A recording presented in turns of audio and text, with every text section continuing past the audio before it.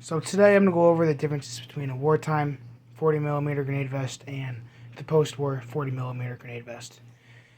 Now, when I first started off, I really didn't know the difference. Many people really don't know the difference. Many people actually use this vest thinking it's Vietnam because they look fairly similar to an on-trained eye.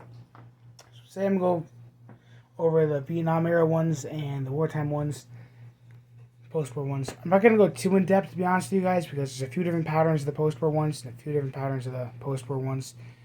But more or less, I'm going to try to cover everything I can to make it as simple as possible.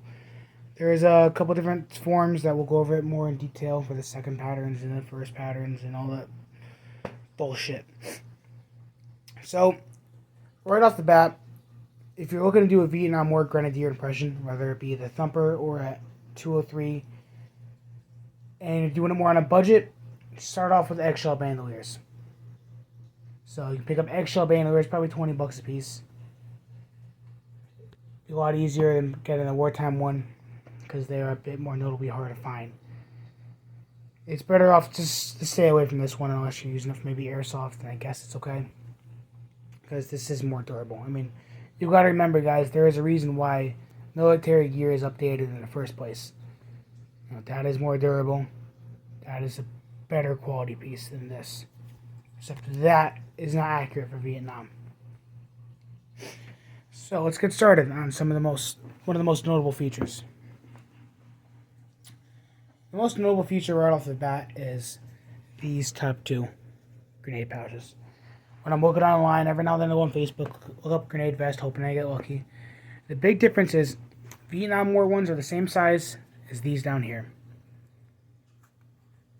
So these are the same size as down here.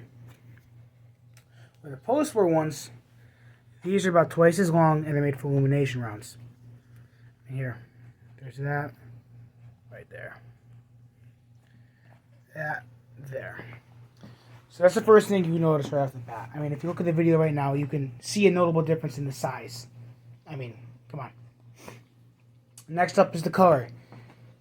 Chances are, if you get a wartime one, it's going to have that NAM-era different nylon color fade, where it's going to look a bit more green, where anyone made past 1972 is going to have that nice Alice-looking green color. Next up, the most notable... Sorry, I'm all over the place today, guys. One of the most notable features besides that is the snaps. So, a wartime grenade vest will have plastic snaps, just like the M67 pouches do. So, like with the first run of M67, they all had plastic snaps. They stopped because it's plastic, they get brittle, they break all the time, and they switch over to the more durable metal snaps.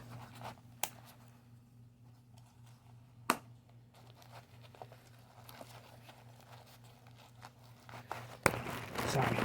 I'm a little bit hard to open up, but it's a lot more durable. I'm not afraid to touch it. I'm afraid to touch the snaps. I don't want to break the snaps. These are kind of a pain in the ass to...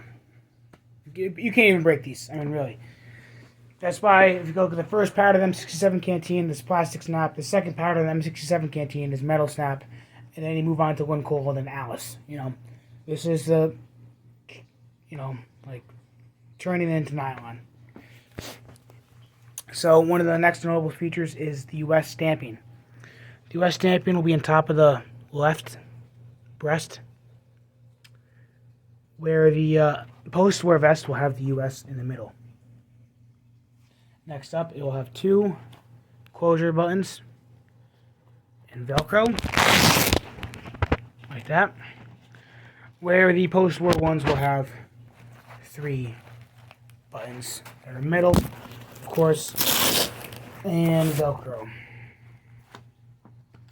One of the last differences is backstrap.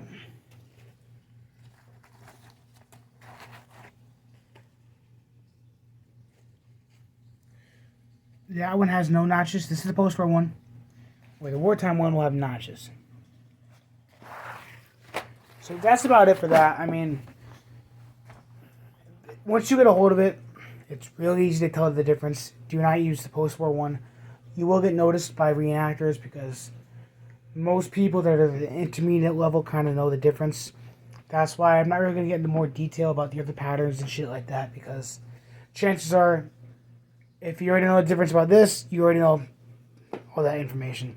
This is more towards people that are looking to start reenacting, start their impression, and want to use a grenade launcher. Because, we need grenadiers, we need infantrymen, we need M60 gunners, we need fucking RTOs, we need medics. Because we start reenacting, you need a full squad. So, if you're on a budget, you're starting up, stick with bandoliers. There's nothing wrong with eggshell bandoliers.